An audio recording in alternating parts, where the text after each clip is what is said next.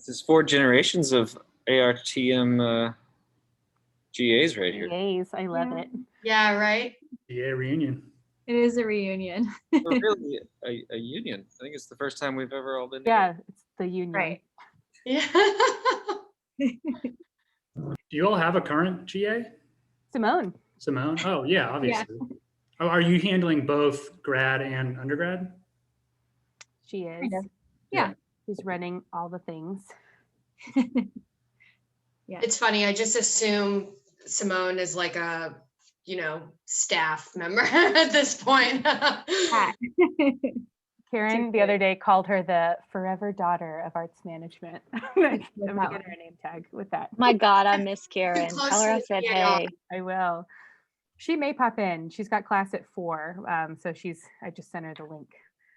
I'm going to lose my mind if she signs on. I'm going to start screaming. I need some Karen in my life. With COVID, I haven't been able to do my normal, let me pop in and just explore the building and say hey to everybody. I feel like I haven't seen all my peeps in so long. And there's been changes. I mean, I've been gone for so long. Yeah. Yeah, the Zoom pop-in is much different than the personal pop-in. Indeed. Yeah. All right. So, hey, everyone. Thank you for joining us. We were having our little reunion. But thank you so much for coming into the Arts Management Program's second alumni panel discussion.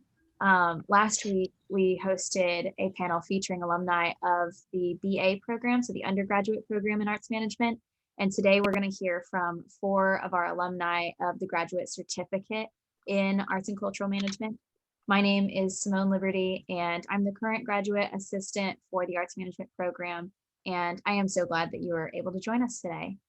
For those of you who are in attendance, please keep your microphones muted during the panel discussion, and also feel free to drop any questions into the chat that you have for the panelists, and we will address these questions during our Q&A session during this event. I'd like to thank our panelists for coming to take the time to speak to us today. We have with us Michaela Abbott, a 2020 graduate, Nancy Cooper, a 2015 graduate, Will Greene, a 2020 graduate as well, and Nick Plasmati, who is a 2019 graduate. I'll let them introduce themselves and tell us about what they're doing currently.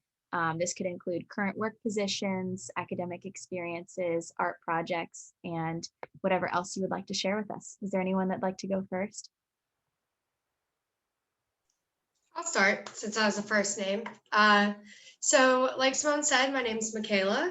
I graduated, it seems like forever ago, but just been like the world's longest year. And right now I'm a PhD student, a doctoral student at North Carolina State University in Raleigh, North Carolina.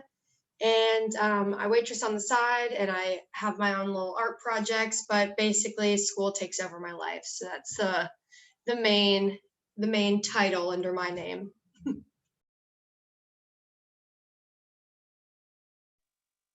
I'm happy to go next. I'm Nancy. I am the membership manager at the High Museum in Atlanta, Georgia.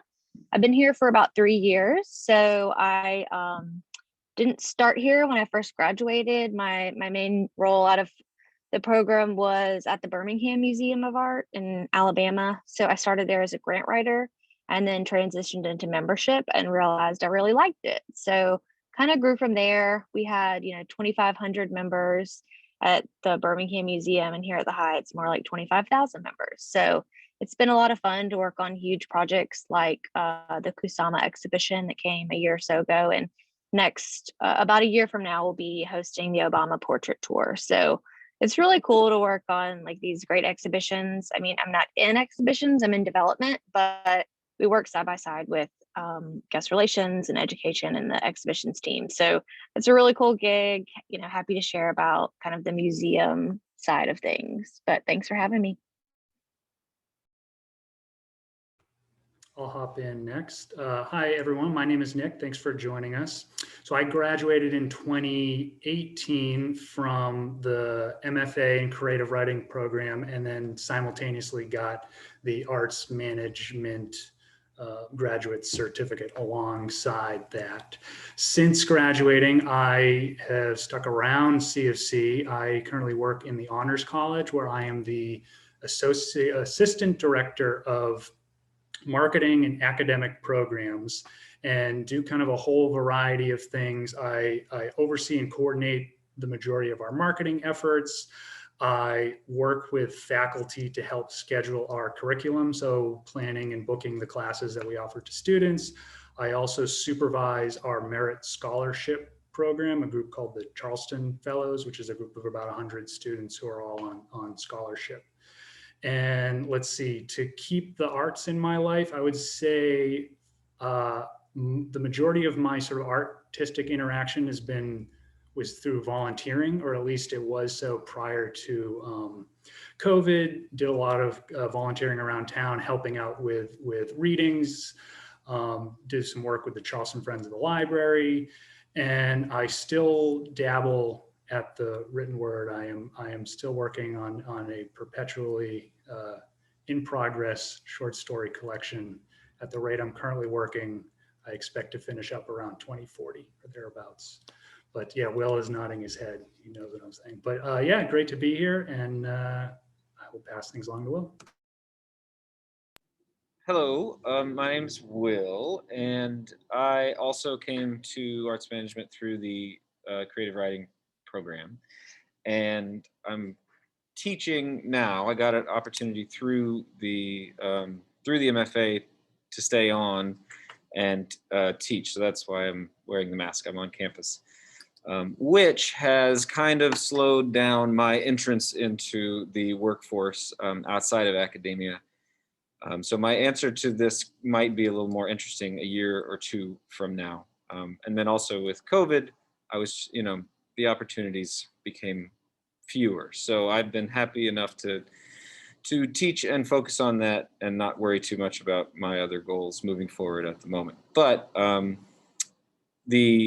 the main thing I think that I've taken away in terms of plotting my path forward is for anyone who might be considering the program who is a writer, whether they want to do the MFA or not, is just the way to use those skills in a whole variety of different workplace applications or roles or things like that. I see myself as,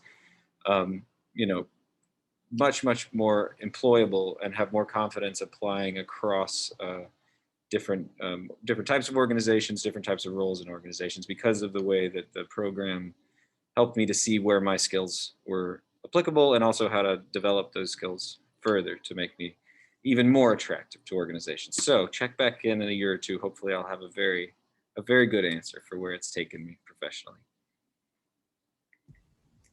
Well, I think that was a great answer, and I'm excited to see what you do after this as well.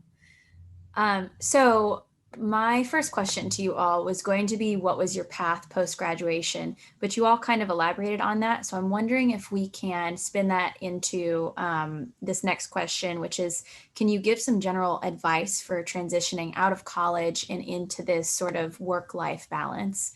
Michaela, this question might be a little bit different for you since you've gone on to a doctoral degree, but what are some kinds of transition skills that you all have picked up?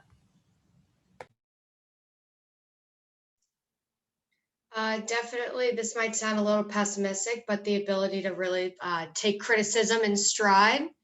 CFC is really unique in their supportive nature and everything, but then with COVID and transitioning to a new city and everything like that, with everything just being uprooted, there was a lot to do with just kind of adapting how I spend my time and how I receive feedback, but also just some lessons that the arts management certificate really specifically honed in on was just the importance of relationships, and that's helped a lot in my transition to not necessarily, I'm more of the public administration route right now, but to not think of people as just clients or butts in seats or whatever. I think that was the classroom term that we use, butts in seats. But to think more about those relationships and relying on people and their resources and being able to strategically work with people and that you may not know or may not have anything in common with. Yeah, I think you hit it, hit the nail on the head. I mean, even if you are building relationships and aren't going to result in jobs, these people may be people that are your clients or people that you work with, through other organizations. So even I work with another CFC graduate from the arts management program. She did the undergrad program. And, one thing that we joke about all the time is all the people that we have in common. So we both ended up in Atlanta, but both of us really want to stay in Charleston. So we kind of hustled as much as we could to stay. But at the end of the day, we left CFC's amazing home to go kind of fly our wings and get different jobs. But I think it's really important to stay connected with people as you move, because you never know where you're going to end up. And people go all the time, bouncing from organization to organization. And then even once you've moved, you're going to find that, if you're working on a project or you're trying to grow something, I mean, I'm constantly talking to my peers from other museums about different projects that we're working on, things that, I might have tried in Birmingham that didn't quite work for the scale, might work at the high and vice versa. So just like building your network, I think people get that like we're in this weird virtual time and people are happy to jump on a call, like have a virtual coffee, share resources. People seem to be really collaborative in the arts and in nonprofits, and it's more collaboration over competition. So, don't be afraid to email somebody, follow them on LinkedIn, or ask your network for connections, because you never know like how your paths will cross down the line. Or who could be your biggest advocate, For sure. Yeah, I'll add, this is in slightly a different direction, but just kind of thinking about the post-grad transition into the workforce or wherever you're headed next, I would recommend just kind of being flexible. We've talked a little bit about how the panelists on here aren't necessarily, not all of us are currently ingrained in the arts world, but you'd be surprised by how much kind of cultural currency art experience has across a wide range of industries, jobs. When I got this current position, I had 10 plus years of a variety of different experience. I pretty much talked exclusively about arts management during my job interview, and the experience, a lot of the stuff that you work on in arts management, it's applicable in other fields. Talking budget can be kind of boring, but if you talk about budgeting within an art organization, it spices it up. There's sort of a universality there that I think resonates with folks. So, I would encourage you to be flexible. You may not, particularly in kind of the current and the immediate climate, you may not find your dream art job right out of the gate. But if you can find work that you can then pair with your artistic medium, volunteering or doing work, collaborating with folks outside of your professional job, with an eye towards moving into the art industry of your choice later on, I think that is a great sort of plan B if you're not able to find your immediate first job once you graduate in your artistic field. Nancy used that word network and taking advantage of your network. And I think that it's important to acknowledge the network that College of Charleston and the arts management and arts and cultural management program has, which is best, I think, typified best example of that is Karen's. One of my students just got a job in the arts dance, which I got to see several times. I won't try to describe it, but the people who you'll be working with are not just deeply connected to the local and national arts world, but really care about helping you refine your vision for where you want to be, where you want to go, helping you figure out who to connect with and how to work towards that. I mean, if there's one thing I am guilty of all throughout my academic life is really not thinking enough about what I want after this is over. And I've seen that play out to great ends and people continuing to develop that through these relationships. So coming in and presenting your vision to their professors, and if you're not sure, asking them to help you figure that out, like what will work for you, what kinds of things you should be focusing on. That's not a resource that you can really find outside of this kind of a program, I think.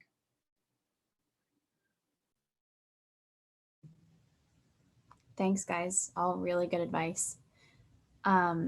So the next question that I have for you, and I also do want to say that we currently within this meeting have some graduate students, current graduate certificate students, as well as undergraduates. So the question that I have for you is, what have you done between jobs, or how do you manage career and life transitions? And I would love if you all could speak to not only after the graduate certificate, but maybe if you had some life transitions that you went through before entering the certificate program too. How did you manage this? What kinds of skills did you kind of employ for these transitions?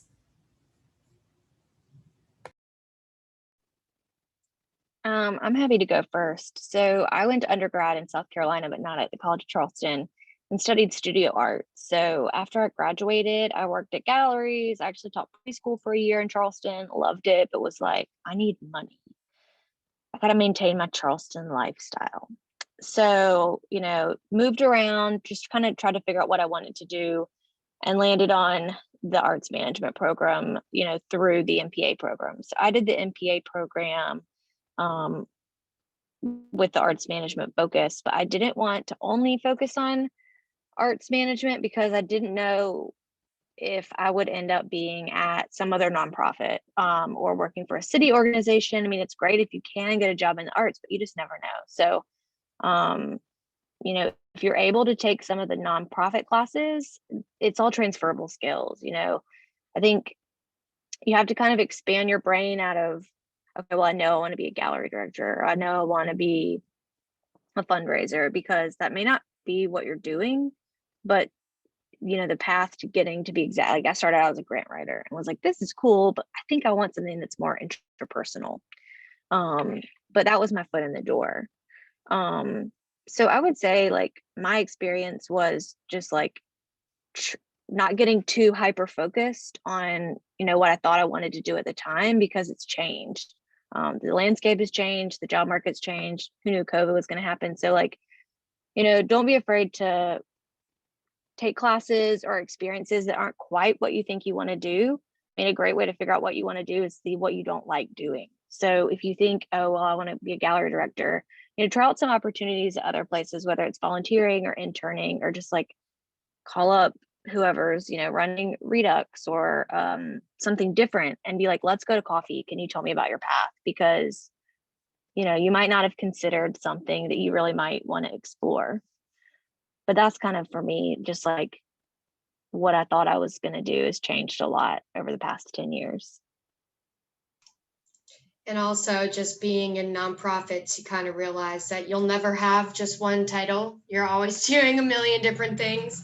And in the arts, it's so collaborative that, you kind of have to, just to reiterate that, you have to be open to those experiences. I also recommend taking budgeting classes, because there's nowhere you're going to go in the arts or out of the arts that won't have that as a focus. Everyone's always looking for budgeting. And then especially in the arts, I would say that that's just funding in general, and the different revenue streams and all the things that are costs, overhead costs, everything. Budgeting is really important too. That's my just shtick on budgeting classes. But my transition, I came to CFC also to get my MPA with the arts management certificate, because I had graduated undergrad with a documentary film degree. I never ever wanted to step on a film site ever again after that. I hated the technical aspect, but I loved that, first of all, the connection to, journalism, but also, you know, the anti-corporation aspect that comes with documentary filmmaking. And I really appreciated the art that went into that. And a lot of my work and my jobs were in arts nonprofits, like a Shakespeare company. And they were all really small organizations, but kind of wanted to level up. And that's what led me to College of Charleston. The arts management program was actually the highlighting feature, the fact that we could do the MPA, the Masters of Public Administration, with the arts focus was just super, super attractive option to me. And then my transition, I fortunately, since going to College of Charleston, haven't been between jobs because of the connections I made at CFC and the conferences I went to and the people I met there. And if you guys had any opportunities, I know CFC hosted an arts management conference when I was there, but there are all types of conferences and all types of opportunities that I think help build those networks and those connections and make those transitions easier. I came to this PhD program because I met my research mentor at an after conference social. And by the end of the weekend was offered a full trip to get my PhD. And I couldn't have gotten to that conference without College of Charleston and the professors there. So just making sure to take advantage of any opportunity. And like Nancy said, keep an open mind. Yeah, I mean, there's so many opportunities as a student to get either free or discounted conference registration. Like, don't ever let the money that you might have to invest in those opportunities be the deterrent. There's opportunities to like apply and it's like, oh, no one else applied. So like, yes, please come. Or you can volunteer and then they comp, they comp something. And then now with COVID, a lot of the conferences are going digital. So the virtual registration fee means you don't have to pay for a hotel, you don't have to pay for a flight. You can sit at your house in your pajamas and watch webinars. It also means that past conferences are recorded. So while you're missing out on those networking opportunities, it's a great way to learn, to do some professional development.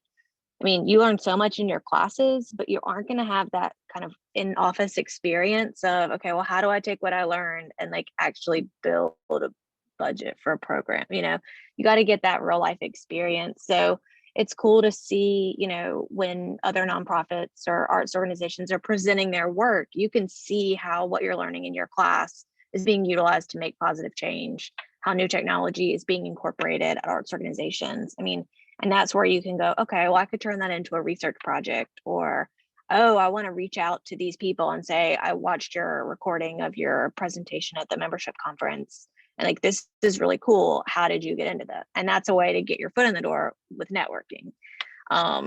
So yeah, there's so many free resources. There's so many trainings. I think, if y'all are interested in organizations that use Blackbaud products, like knowing how to use Razor's Edge, knowing how to use Tessitura, that's a huge skill that not a lot of people have. So like spend some time over the summer, do some free trainings, like being proficient in CRM programs is amazing. It's not something that we see on resumes a lot. So having that skill would be great to work in an arts organization. Yeah, Razor's Edge. Yeah, a lot of Altru is now the cloud-based, but it's just there are so many names when you're in Charleston that you constantly hear, like Satili or Zucker, things like that. Being in Raleigh, I haven't heard those words in so long, and it's just it was out of left field to hear them. So I graduated college way back in 2009. And that was a nice transition between there being lots of job opportunities for young people with college degrees, and then suddenly they're not, and not like suddenly it was hard to do a free internship, and it stayed that way for about 5 years. So I kind of followed my nose and moved around and bought a video camera and played music and said yes to all sorts of stuff that seemed like a waste of time, but I was kind of interested in at the time. And couldn't get into an MFA program, so I went and got a master's in English, which didn't feel like the right thing to do, but it was a thing to do.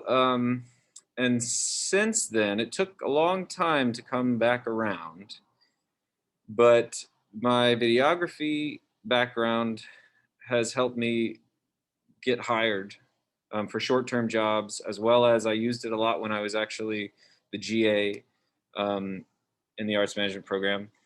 And that master's ended up giving me the opportunity, totally by accident, to teach while I was a student here. Total fluke, and has basically led to some good turns of good luck I've had recently. And then also, just a breadth of experience and being able to talk to video artists, being able to talk to musicians, being able to talk to event planners and tell them stories and commiserate with them about problems or commiserate with them about working with creative people. The ability to just engage in a conversation with people who have the power to employ you and either seem more involved than you are because you know how to talk about it, or just show them that it's something a path you've been on for a long time, even though, I never got a paycheck for anything. Besides, I got handed money at gigs and things. But I never really had a paycheck for 5 or 6 years out of college. That has, in the end, led me to where I am today, which for the time being is pretty stable. And you just don't know. And if the choice is like build your resume, get new experience, even if you don't know how you're going to apply it, I think you have to say yes and invest in whatever, you have to believe those opportunities are going to come and invest in your ability to react and take advantage when the time comes. Yeah, those are all great comments, and I agree wholeheartedly. And the only thing I guess I would add to kind of bookend the conversation is to remember, as you're transitioning from out of post-grad and or from one job to the next, remember what your passions are. Remember the reason you got into the arts in the first place. Thinking back to my pre-CFC days, I spent most of my 20s just kind of bouncing from one crummy job to the next. And I didn't have kind of a work-life balance where, there wasn't enough to fulfill me to account for those crummy jobs. So it's pretty easy to get kind of bogged down in the minutia, and you very well may have to start out in some sort of entry-level job that isn't ideal, or you have a fair amount of bad days. But if you can balance that with something else, involve the arts in your life in some other way, I think you'll be better for it. You'll have kind of your mental health will be better, your emotional health will be better, and you'll probably keep accumulating a lot of those skills that we've been talking about, a lot of those experiences that could be transferable as you move on and maybe find an opportunity and experience that is in keeping with what you want to do long term. So yeah, I mean, just at the end of the day, just kind of remember what you're passionate about, why you sort of were drawn to the arts in the first place, and make sure in some shape or form that is a part of your life. That's really important, Nick, because, we're all here for a reason. The arts are cool. No one can deny that. The arts always make everything better. I mean, maybe I'm biased, but maybe it doesn't make management better. That's why we are getting a graduate degree in arts management, or a graduate certificate. But, it's never going to make a conversation boring. It's always going to, I hope we're all here because we feel passionately about the arts, So it is super important, Nick, to make sure to keep that in there.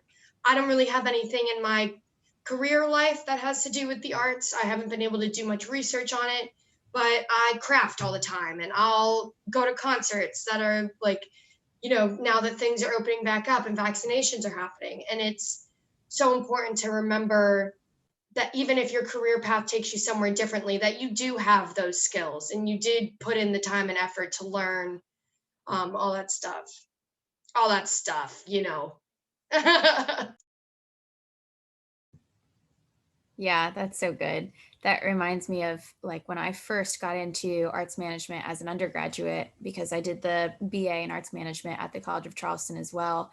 I always had to explain, like, so what is arts management? That was like the big question I got, relatives and friends and everything. I was like, it's a business degree, but for arts people. And it definitely ties into, Nick, what you were saying about go back to your passions. Why did you get started? If you're a supporter and an enthusiast of the arts, and you've gotten either the undergraduate or you're in your on the path to receive your graduate certificate, keeping that in mind and that initial passion for the arts is incredibly important to all of the things that we're working towards. So thank you for that perspective. So for our next question, I do want to make this relevant to what's currently going on with COVID and all of the 2020 experience, I suppose we could call it. Can you all speak to the hardships that the pandemic has had on your work this past year? So this might include finding jobs, relevant path or job pivots, and your general 2020 experiences. I can definitely talk about that. I know that everyone has their own unique struggles with this past year, but for me specifically, I moved to a new city by myself. It's the first time living without roommates. So some of the panelists heard me talking about it earlier. I've had my own apartment to fill with all the arts and crafts I want, and it's my dog and my cat and me, and it's a brand new city, and I can't sit still to begin with. So the biggest struggle was having to, you know, dedicate the time needed for a PhD program, which is far more than you could ever expect and more hours than there are in a day. But a huge struggle was having to hold myself accountable and make sure that I'm staying disciplined enough to spend 10 hours getting work done, you know, whether that's going to a library or spending time outside or, you know, beefing up my office. I can't tell you how many times I've redone my office space. You know, there's a lot of different things that you can do to adapt, but definitely the biggest struggle was having to stand on my own two legs. And, you know, if I sleep in all day, I don't have anyone here to tell me not to, you know? So I've got to learn to be better, you know, not have ice cream for breakfast, type things like that. So I guess adulting in the short term or in the short word. For the record, I think ice cream for breakfast is okay. Just throwing it out there. It has dairy in it. It counts. I would, I guess, kind of add to that. A lot of my job typically entails planning and implementing programming with students. And as everyone else who has planned programming knows, that has been a real challenge in the pandemic. Particularly in the last few months, everyone is beyond zoomed out and just completely over staring at a screen. So that has been very difficult. And I think a lot of folks have gained a new appreciation for face-to-face interaction. And we've all seen how, I mean, it's bad enough trying to plan a student program, but for art organizations where your lifeblood involves interactions with your audience, in many cases it can't be replicated. I mean, I can only imagine what the past year has been like. And I guess the only thing I would add there is if you were to take sort of a glass half full approach to that, you know, the hope would be, as we're sort of round the corner here and start to think about the transition to a more manageable COVID situation, there might be some opportunity for arts organizations to bring in a new audience, right? We have sort of the world collectively is going to be clamoring to get outdoors, to try new things, to experience new ways to interact. So, if I were managing an art organization, I would be thinking about creative ways to try and bring new folks into the fold, to introduce them to my artistic form, so that when I'm able to open up safely, I'm bringing new people who are just ready and willing to do just about anything into the fold. So that's kind of, I haven't quite figured out how we're going to do that with students in the fall, but I wish art organizations the best of luck in doing something like that. I know I will be front and center, in line, front row, as soon as concerts and things like that start opening back up. Amen. Well, I'm happy to kind of speak to some of those, opportunities that, case study of the high. While the COVID closure brought front of center, challenges just with infrastructure. Okay, we are not a Microsoft or a big company. My fiance said they sent me home with double monitors and my laptop, and I just easily transitioned, and I said, well, I don't have a computer, like I don't have a laptop. What are you talking about? So we had to get our call center to go from a in-person call center to digital. How were we not all calling from our cell phones to respond to calls from members? So once we figured out kind of those immediate technology needs, communication, I think we realized, oh, wow, all of these meetings that could have been an email are going to be, because no one wants to sit on Zoom all day. It's really fun to sit and go to a meeting and bring your coffee and chit chat, but it's not fun when you're doing that through a screen. So I think we learned how to communicate better. And then we really stopped and we were able to think about, why are we doing the programming that we're doing? Is it true to our mission? Are we just doing things because they perform and they sell tickets? Or are we doing things because it really serves our audience? So a few things that we did, I wrote down a couple of things while you were talking, Nick, was we saw a huge rise in mobile payments. Everybody stopped wanting to swipe their credit card and punch in their PIN number. And so we saw a lot of our digital partners say, hey, let's take advantage of this. So, one thing that we've done is everybody now knows how to use a QR code to access a web form, because that's what you do at a restaurant, just see a menu. So our more mature audiences who before would never have used a QR code and felt comfortable with that, now feel comfortable scanning a QR code on a donation box and using a quick mobile form to make a donation. That's not something that they did or wanted to do a year ago. We actually launched a new program called Museum Pass to increase accessibility to the high.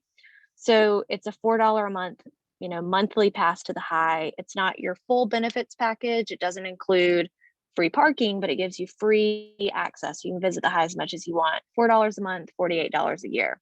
This brought in a huge number of people who said, well, I really am not comfortable renewing my $125 membership because of COVID. I'm not really sure what my job situation is going to be. So we've launched this program in October and now have almost 1,600 people that have joined. So while we might see some members who say, I'm really not going to renew until I set foot back in the museum, others said, that's awesome, sign me up for that. We also saw that, we really didn't have a need for members to show their physical museum membership cards. With all this new technology integration, we went, okay, we've been talking for years about doing digital cards, digital acknowledgements, thank yous. Let's make it happen. Not only is it going to save us a ton of money, but it's something that I can actually fulfill from my apartment. I don't have to come into the office and print cards. So we kind of fast tracked our automation of an app-based. If you don't know about Museum, Google them. It's something that a lot of colleges are actually using for alumni engagement. But we launched digital membership cards, and now we're approaching like 9 months and have gotten about 60% of members utilizing this new technology. So I think it's something where it made people really step out of their comfort zone. We didn't do all the testing we should have done, and that was okay, because when we were able to send 30,000 members their digital cards and they went, oh my gosh, I can download this to my phone and I can view virtual ways to stay engaged with the high, it was just one more touch point. In a normal world, we would have spent 6 months making it perfect, before we ever launched it. And I think we realized like that's okay. Like it's a way to stay connected. So, that was all the great opportunities we had. There's so many things that we've done now, realizing ways to stay in touch with people, not just in Atlanta. Like once we started tracking kind of a heat map of who was watching recorded lectures or attending a virtual conversation piece, normally those happen during the weekdays. We had a huge influx of people who said, well, I can't come to that because I work on Tuesdays at noon, but I can always attend virtually. Can you keep doing that? We had people in other countries that were tuning in to watch these things. So it was really cool to expand our footprint and see new audiences getting engaged. Personally, I found that having a work-life balance was a lot harder in COVID. When I leave the office, it's easier to not look at my email and really only, focus my 9 to 5, 9 to 6, maybe day job. But when you're at home, it's hard to step away from the computer. And, I think like self-care and just work-life balance became something for us kind of all take a closer look at this year. So it's something that, even if you haven't experienced that before, making sure that you're thriving and that you're taking care of yourself just so that you could do your best job, inside and outside of the office. But that's really important to continue doing that even once we're like return to life as normal. That was a lot. No, that was really interesting. Yeah, I found definitely that just, I'd say the thing that's similar between teaching and a job at a larger arts organization is just the number of people that you're in communication with every day.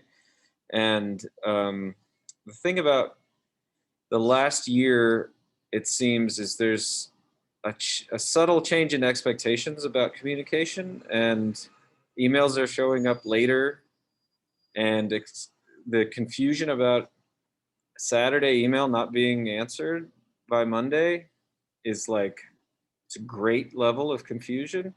And so making those boundaries for yourself as a student, as a teacher, as somebody working in an organization, I think is really important. But also, I don't know, it's like right now we're in each other's homes and places of work, and even though it's all screen based, there's a sort of a heightened level of intimacy as opposed to if we were all sitting in front of a classroom or in an auditorium or something. We're not being presented as figures. We're people living our lives and taking a moment to share something. So it's easy then to lose a little bit of professionality, I think, too, and to start treating everybody like an acquaintance and not respect people's times. And then in turn, your time is not respected and you don't respect your own time. And suddenly it's like, makes sense to email someone after midnight about work when it's not necessary. It doesn't solve any problems. So that's something I've definitely been struggling with a bit. But on the other hand, I feel like I've gotten to know people who I'm working with more quickly because of the intimacy of Zoom. And part of it's not with everyone, but there's an opportunity, that you're in each other's personal space in a way that seems natural because it's so unnatural. I don't know. It's odd. I'm still trying to figure out my thoughts on the whole thing, but I think it's really important to set boundaries and think about your communication and having norms for yourself, that kind of thing.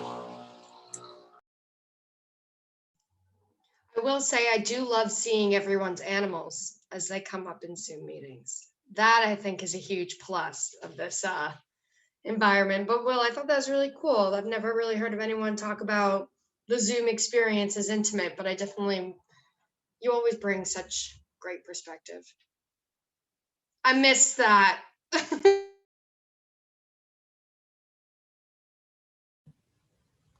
Yeah, that is so good. I was kind of looking at each of our backgrounds as we talk, and I've actually turned my screen for this meeting because on the other side of me is my bed. So you guys are on my computer sitting on my bed right now so that you don't have to see that. And it's just such an interesting perspective, Will, that you bring up, that it's like we're all apart. So you'd think that that would make us more separated, but we're like so in each other's spaces. So I appreciate that perspective so much.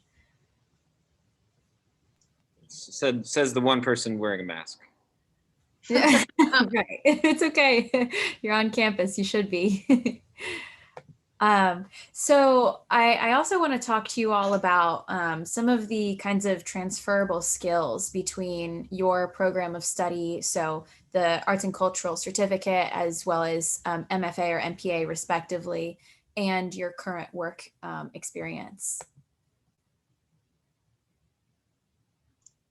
I think there's a lot to be said from the arts and cultural management perspective about creative problem solving, and to, I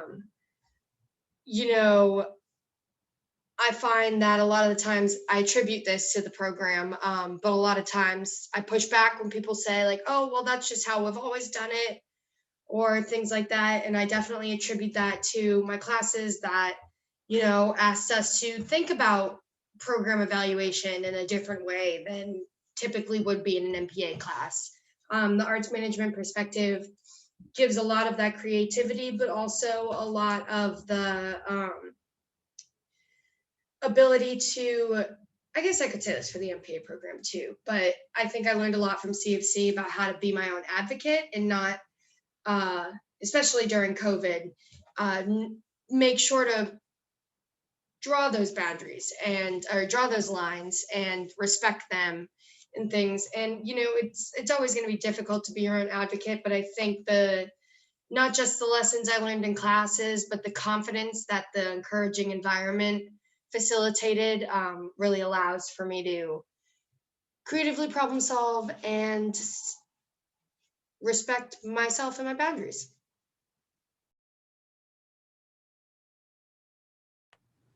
Yeah, I would say arts advocacy travels surprisingly well. I do some development work, kind of trying to raise money for the Honors College, and I've used a lot of similar techniques because you're trying to convince somebody of the value of something that doesn't have a sort of set financial assignment to it, right? You're trying to quantify the unquantifiable, but before arts management came along, I don't know what the argument was for the arts, right? I mean, how did people argue and advocate for the arts before arts management? I don't know. But so I've kind of had to do similar stuff with sort of the value of education and the benefits of supporting students in a variety of different ways. So a lot of those skills have transferred, and a lot of the other stuff too. I mean, I kind of mentioned this before, but being, just thinking about marketing, about budgeting. Somebody had mentioned that arts management is kind of like business school for the arts. A lot of those skills, they really do travel, and I think viewing those skills, focalizing them through the framework of the arts, I think just it adds an extra element to it. So when you then take them out and transfer them and apply them in the real world, I think you're doing so in a way that not everybody else is doing, and it adds kind of that creative element that Michaela talked about a little bit. So I bet if I took a notepad and just kind of jotted down throughout my day-to-day all of the techniques and tips and thought processes that I developed through the arts management program, I'm sure they would pop up multiple times daily. I really am.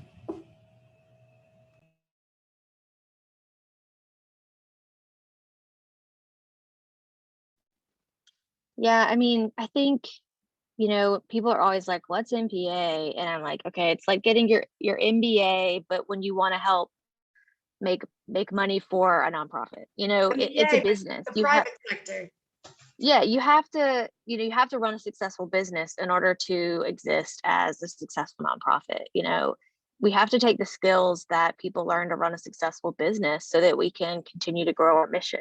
If we lose money every year, we will fail, we will close, we will not continue to produce ballets and theater performances and beautiful exhibitions if we can't make money. It just means that we don't take the money home and spend it. So I think, I was looking at something from like old studies. It was like fundraising, grant writing, human resources, program development, volunteer management. Okay, Fundraising is sales. Fundraising is sales. You know, grant writing is writing and creative writing and being able to prove a point and get people to understand why you're doing what you're doing.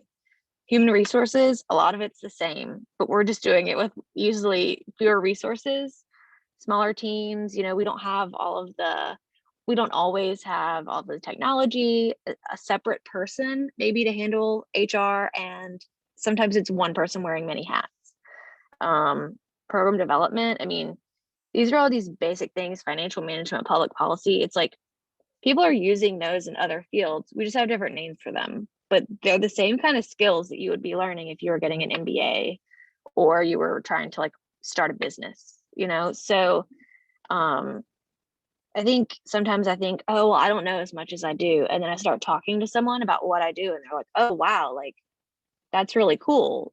But it's the same thing under a different name or, you know, under a different set of circumstances. But, you know more than you think, you know, I think is kind of, you're going to realize once you're in an office, like how well you've been prepared to do things.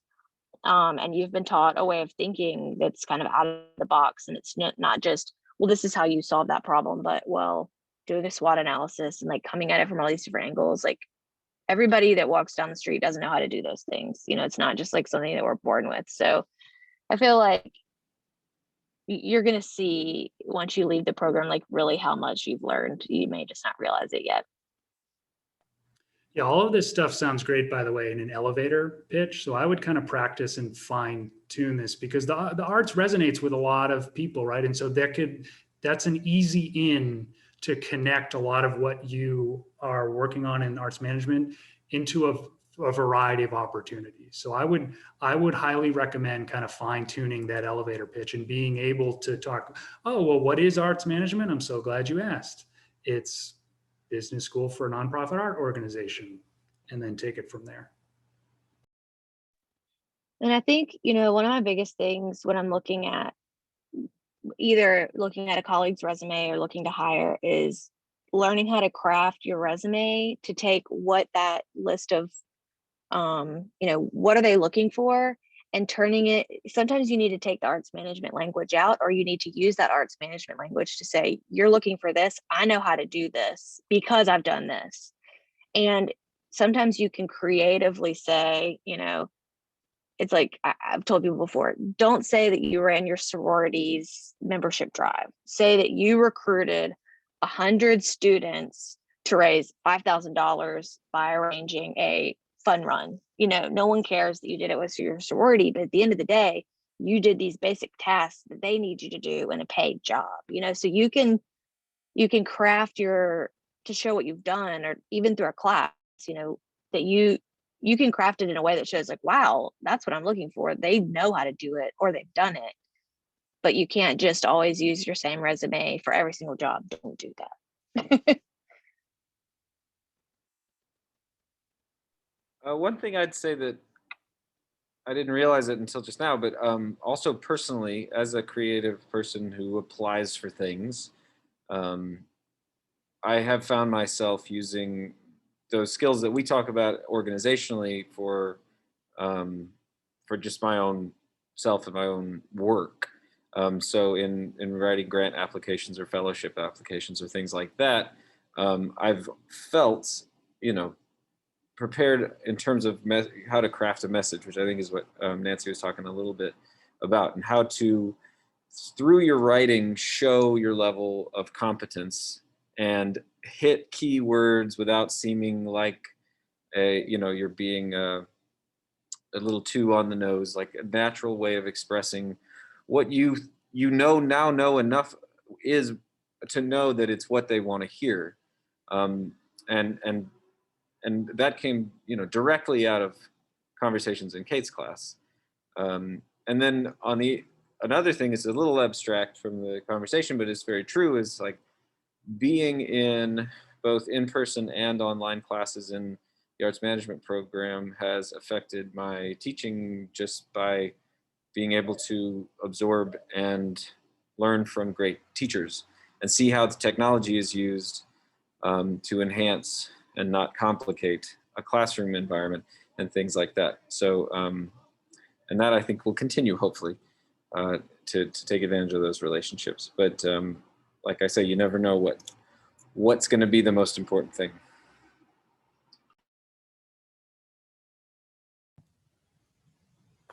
Thank you all. Those were great points, great tips.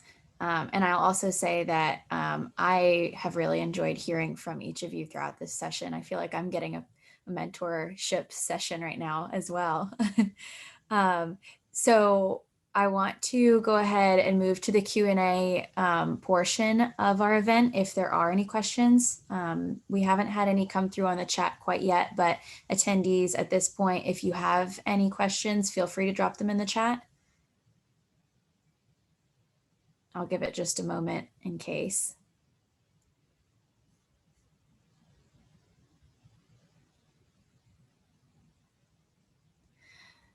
So unless I see one come through, I'm going to go ahead and say thank you again to our panelists. I really appreciate you taking the time out of your Thursday afternoon to join us today. You've been such a wonderful resource, and I am so happy that you all are accomplishing these things. So thank you again. Before we log off today, I just want to take a second to remind everyone on the call of a couple of events. Dr. Chandler's fundraising and grant writing in the arts guest speaker series will continue tonight at 7 p.m. With Catherine Brack, who's the Director of Development at the Charleston Gilliard Center. And I'll go ahead and drop that meeting code into the chat for anyone who might be interested. So there is the guest speaker series. I also want to say that the Art of Diversity virtual exhibition is currently still accepting artwork submissions of any medium, not just visual arts, but this could be performing arts as well. Since it is a virtual exhibition, we can take links. The deadline is coming up this Monday, April 5th for the overarching theme of the exhibition is self-acceptance and diversity. This is following our January panel discussion event, which featured staff from the College of Charleston's Office of Institutional Diversity, as well as our own arts management program staff. So since this is a virtual exhibition, as I said, we can take the links of any medium, and I'm going to go ahead and drop the form for submissions also in the chat. So this second one is for the Art of Diversity. Of course, if you have any questions, please feel free to contact me at my email address, which I will also put in the chat. So nice that we're doing everything over Zoom because it's like our ultimate info distribution section. Finally, make sure that you follow Arts Management on Facebook and Instagram. It's at CFC_ARTM to keep up with our upcoming events and announcements. And with this, let me check the chat one more time. I think we're all set. Yes, we all love Claire. Yes, thank you guys. Thank you so much fun. for participating. I'll see you all soon. Thank you. Guys. Bye.